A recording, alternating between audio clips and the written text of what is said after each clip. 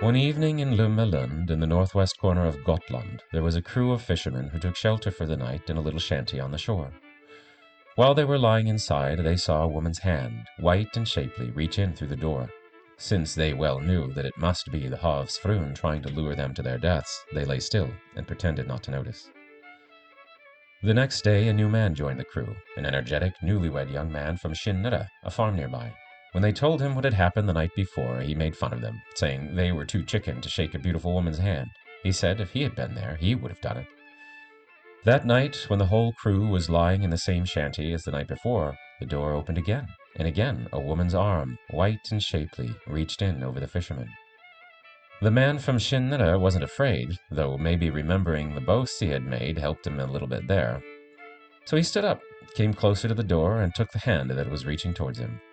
His crewmates watched how he was slowly pulled through the door, which silently closed behind him. They thought he'd be back soon, but when dawn was at hand and he was nowhere to be seen, they went out looking for him. They searched high and low, but the man from Kinnare was nowhere to be found. He was, and remained, gone. 3 years passed without any sign of the missing man. His young wife, who had mourned his death all this time, finally moved on and married another. The evening of their wedding, when the dancing was in full swing, a stranger walked in, a man nobody knew. After folks had taken a closer look, somebody thought that maybe he looked like the bride's first husband, and then there was quite a commotion. People wanted to know where he had come from and where he had been, so he told them that he had taken the hand of the hav's från, and then had been dragged out of the shanty and down into the sea. In her halls of pearl, he forgot his wife, his parents, and everything else that he held dear, right up until the hav's från happened to say, "They are really going to live it up in Kinnare tonight." Then his memory suddenly came back, and trembling he asked, Is it my wife that's to be the bride?" The hav's från confirmed his fears.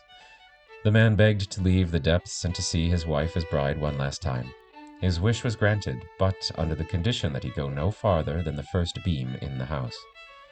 When he came to the wedding and saw his wife in a wedding dress wearing a tiara, he couldn't resist, and he went too far.